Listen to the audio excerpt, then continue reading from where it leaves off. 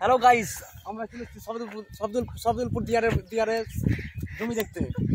কিন্তু এই জায়গাটা বাংলাদেশের শেষ সীমান্ত বলতে পারেন আপনারা।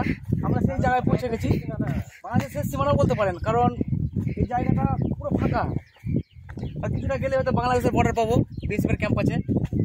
কিন্তু মেন ব্যাপার ওটা হচ্ছে না, আমরা এসেছি আমাদের দাদু শ্বশুর, যেটা বলে দাদু শ্বশুরের জমি আছে, তাদের বর্তমানে কেউ বেঁচে নাই।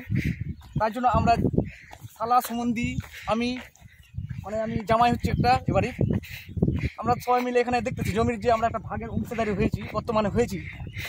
তা অলরেডি খাতাপত্র দলিলের মাধ্যমে আমাদের সব কিছু হয়ে গেছে।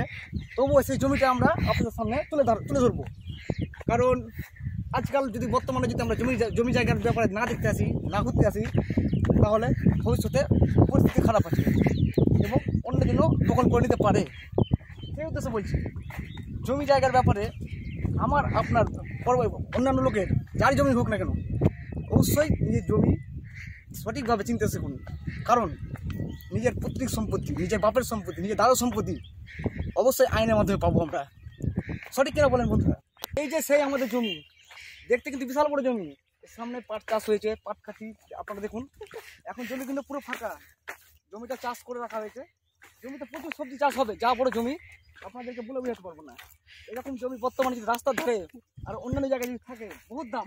কিন্তু জমি দাম বাড়বে, সময় আসছে, 2-4 বছর পর জায়গা পরিবর্তন হচ্ছে, বাড়িঘর হচ্ছে, রাস্তাঘাট হচ্ছে, বিএসএফের রাস্তা হচ্ছে, জমি অবশ্যই এলে বর্তমানে ভবিষ্যতে অনেক দাম বাড়বে।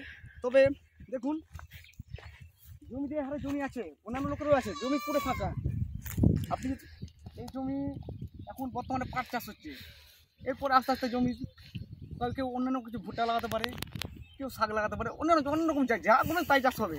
কিন্তু জমি যা বিশাল বড় জমি, আপনারা দেখুন এই পুরোটা চালু নাকি হয়েছে। হ্যাঁ, জমিটা দেখুন, আপনারা ক্যামেরার মাধ্যমে দেখতে পাচ্ছেন জমিটা আমাদের পুরো ফাঁকা জমি এখন, কিন্তু জমি বিশাল বড়। ক্যামেরাম্যান একটু পুরোটা চারিদিকটা দেখে দাও তো আমাদের জমিটা কত বড়। এই যে যা দেখছেন আমাদের এই জমি, পুরো এলাকাটা সবগুলো আমাদের এখন, আমাদের জমি। কারণ দাদুরা মারা গেছে, বর্তমানে কেউ নাই ওদের, এখন পুরো সম্পত্তির মালিক বলতে পারেন আমি। এখন চলুক দেখা যাক সীমান্ত।